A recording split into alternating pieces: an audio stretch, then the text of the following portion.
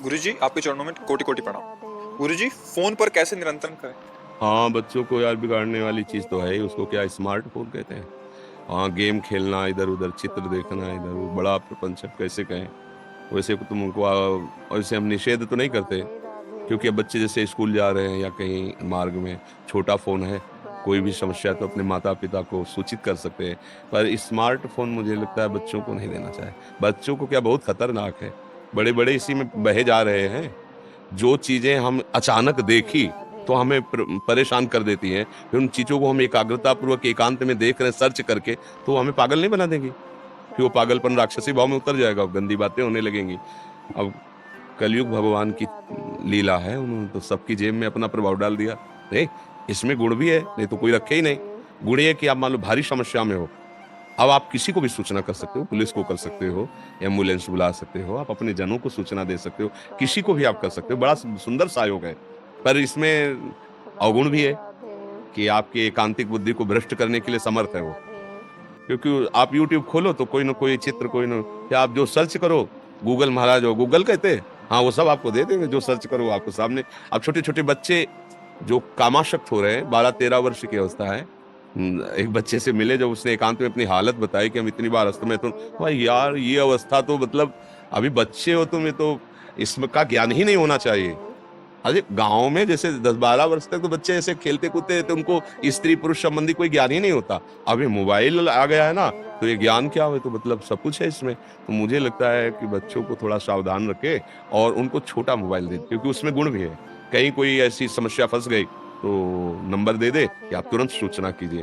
तो सूचना के लिए बहुत अच्छा है, किसी भी समस्या में बहुत बढ़िया है। अच्छा, दूसरा गुण स्मार्टफोन का, आप पूरी लीला देख सकते हो, वृंदावन की शोभा देख सकते हो, महापुरुषों के वचन ऐसे डायरेक्ट जैसे हम बोल रहे हैं ऐसे उसमें आता है। अब सब में गुण दोष तो है ही है। अब अगर गुण गुण पकड़ो तो अच्छा, दोष पकड़ लिए तो फिर सब गड़बड़ हो जाएगा। कहाँ है, अमेरिका में क्या सुन के आ रहे सत्संग, कोई ऑस्ट्रेलिया से, कोई अमेरिका से, कैसे बात पहुंचती है यहाँ वृंदावन की। फोन नहीं तो पहुंचा दिया, तो एक बार तो प्रणाम करने को मन कहता है।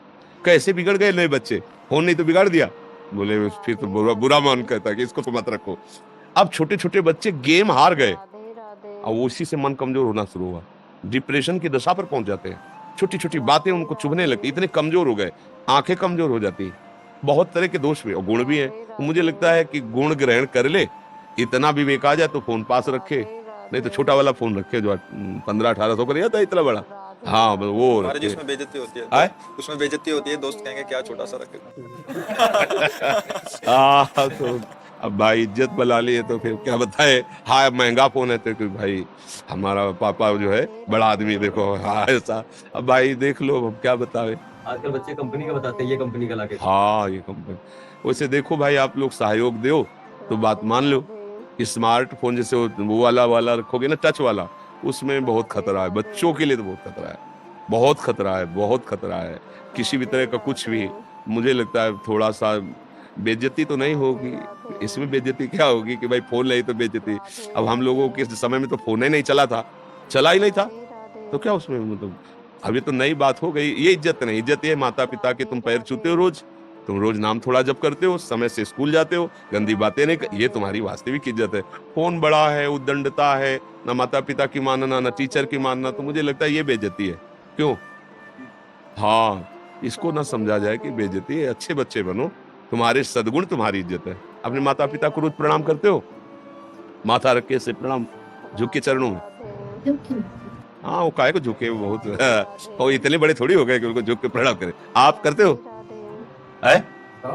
हाँ, सही बता ना। है? हाँ, हाँ, वैसे हम सब बच्चों से प्रार्थना करते हैं, इससे बड़ा माता पिता कुछ बोले ना बोले, इससे तुम्हारी आयु, तुम्हारी बुद्धि ये प्रवीण होती चली। प्रातः काल उठ के रघुनाथा, माता पिता गुरु नावे, अपनी मम्मी के पैरों में जाए, देखो कितना प्यार मिलेगा। वो उठा लेगी ऐसे हृदय से लगे, पिता के चरणों में मस्तक। वो भगवान सबके हृदय में बैठे ना, पहले भगवान माता पिता, समझ रहे हो ना।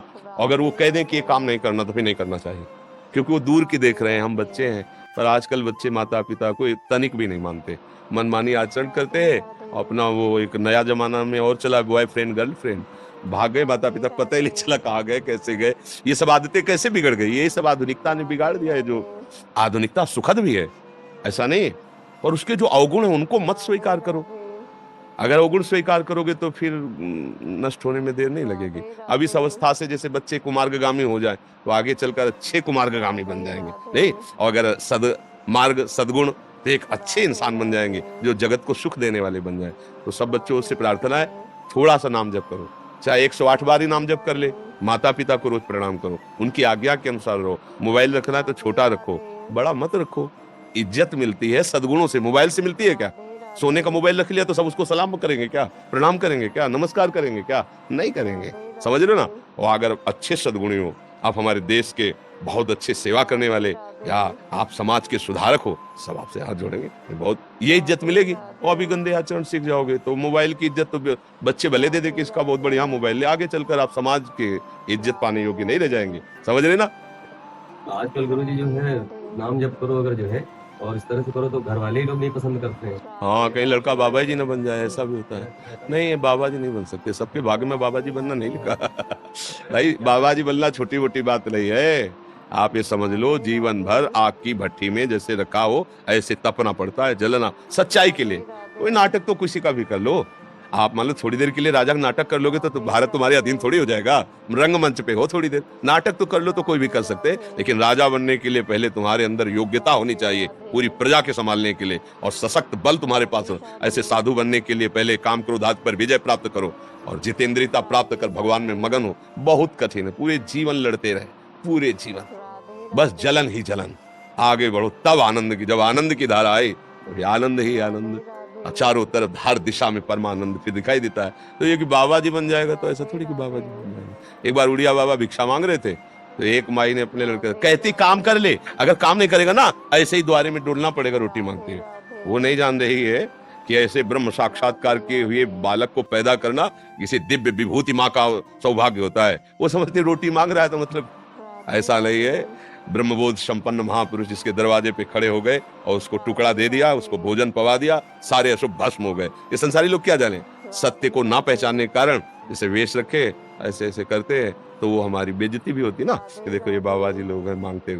संत कभी ऐसे नहीं करता, ये ध्यान रखना, संत कभी ऐसे नहीं मांगता, भूखों मर जाएगा ऐसे नहीं करेगा। क्यों? क्योंकि इतना बड़ा मालिक है उसका, अगर उसकी इच्छा की आज भूखे रहे तो हम राजी हैं उसे।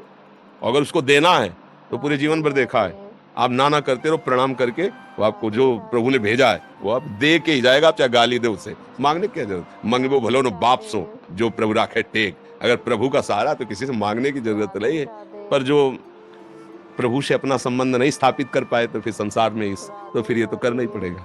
हमारे लिए मांगने की केवल एक ही बात है, रोटी मांग सकते हो बस।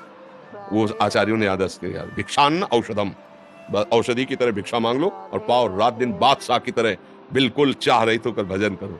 तो ऐसा नहीं कि बच्चे नाम जप करेंगे तो बाबा जी बन जाएंगे, ऐसा नहीं। नाम जप करेंगे तो महान बन जाएंगे। माता पिता को चाहिए कि थोड़ा नाम जप तो बच्चों से कराए। 108 बार राधा राधा बोलो, हम तुम्हारे लिए बाल भोग तैयार कर रहे हैं। बाल भोग को क्या कहते हैं संसार में? है ब्रेक, हाँ वही ब्रेक और फास्ट दोनों कैसे हो सकता है? ब्रेक हो सकती है, फास्ट कैसे हो सकता है? दोनों मिलके। हाँ वो बाल भोग हम लोग कहते हैं। तो बाल भोग तब देगी 108 बार राधा राधा को।